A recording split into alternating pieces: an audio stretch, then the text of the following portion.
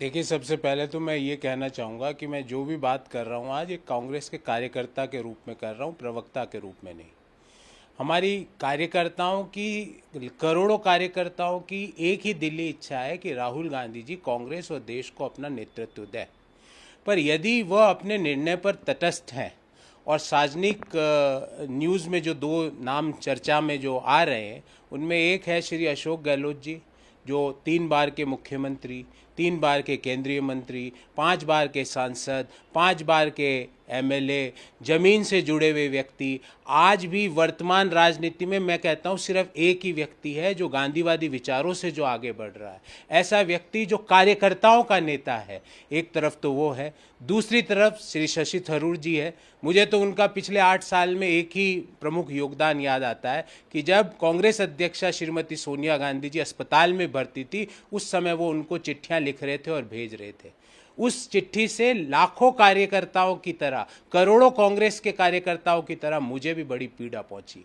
तो चयन इन दोनों में बड़ा सरल और स्पष्ट है, इसमें कोई ज़्यादा कोई बड़ी चीज़ नहीं है, बहुत इजी चयन, सरल और स्पष्ट है। पर मैं पुनः कहूँगा कि ये सारी बात मैं एक कांग्रेस कार्यकर्ता के रूप में कर रहा हूँ, कांग्रेस के प्रवक्ता के रूप में नहीं।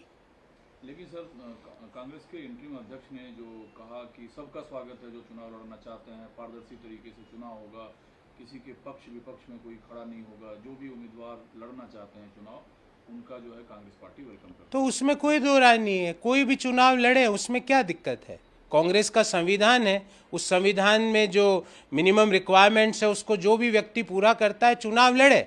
पर मैंने अपनी राय कार्यकर्ता के रूप में दो जो सार्वजनिक चर्चा में जो दो नाम चल रहे हैं उनमें से मैंने एक कंपैरिजन किया, और वो उसके लिए मैं स्वतंत्र हूँ, मैं कांग्रेस का कार्यकर्ता हूँ, मैं स्वतंत्र रूप से अपनी राय दे सकता हूँ कि एक तरफ तो है कार्यकर्ताओं का नेता, जमीनी नेता, गरीबी से यहाँ तक पहुँचने वाला नेता, अपने बल, अपनी ताकत से मुख्यमंत्री बनने वाला नेता, जिसने मोदी शाह को सीधी टक्कर में पटकनी दी हो। एक तरफ तो ये है, दूसरी तरफ एक ऐसा नाम है जिसका मैंने चर्चा की, जिनका मुझे तो एक ही कंट्रीब्यूशन पिछले 8 सालों का याद आता है कांग्रेस के पार्टी के लिए, कि वो श्रीमती सोनिया गांधी जी को जब चिट्ठियां लिख रहे थे, जब वो अस्पताल में भर्ती थी, कष्ट हुआ मुझे, तकलीफ हुई मुझे, और मेरे अकेला नहीं हूं मैं, मेरे जैसे करोड़ों सामान्य कार्यकर्ताओं को उससे कष्ट हुआ। तो चयन इन दोनों में बड़ा सरल और स्पष्ट है। हाँ, जहाँ तक कोई भी व्यक्ति चुनाव लड़ना चाहता है, कांग्रेस का संविधान है, जो उस संविधान में जो मिनिमम रिक्वायरमेंट्स है उसको जो व्यक्ति भी पूरा करता है वो चुनाव लड़ सकता है। Sir, two names in public domain for the Congress presidential election, Sri Ashok Gehlot ji and Shashi Tharoor ji. What's your concern about both names? See, first of all, I would like to say that I am making this comment as a ordinary worker of the Congress party, not as a official spokesperson of the Congress party. First thing, like crores of Congress workers, we have one desire that Rahul Gandhi ji should accept the responsibility of the Congress president and give the leadership both to the Congress party and to the country. But if he is indifferent, if he is not in a mood to change his decision, and there are two names which are there in the news, one is Shri Ashok Gehlot ji, another is Shri Shashi Tharoor ji. So there is no comparison of these two names. On one side, there is a leader of workers. There is a leader who still believes in the Gandhian philosophy and thought, a leader who had come out of poverty, a leader who had an experience of becoming 3 times chief minister, 3 times central minister, 5 times MP, 5 times MLA, a leader who had defeated Modi Shah in their own game, in their own strong area, a leader who is accepted by people of all caste, community, religion, region. And on other side, there is Shri Shashi Tharoor ji. And as per my memory, in last 8 years, there is only one contribution by him for the party, is that he was writing letters to Congress President Srimati Sonia Gandhi ji when she was admitted in a hospital. I, and like me, crores of Congress workers were deeply pained by that particular act. So there is the selection and election is very clear. There is no, I can say, doubt in this particular election, because out of these two people, I'm saying out of Shri Shashi Tharoor ji and Shri Ashok Gehlot ji, on one side there is a leader of workers, there is a leader of masses, there is a leader who represent the people of our country. On other side there is a person who was busy in writing letters to Congress president when she was admitted in hospital. I and like me, crores of Congress workers were deeply pained by that act of Shri Shashi Tharoor ji. Sir, UP, Kerala, Andhra Pradesh, Telangana, Karnataka, Tamil Nadu समेत कई राज्यों में PFI के ठिकानों पर छापेमारी की गई है एनआईए के द्वारा।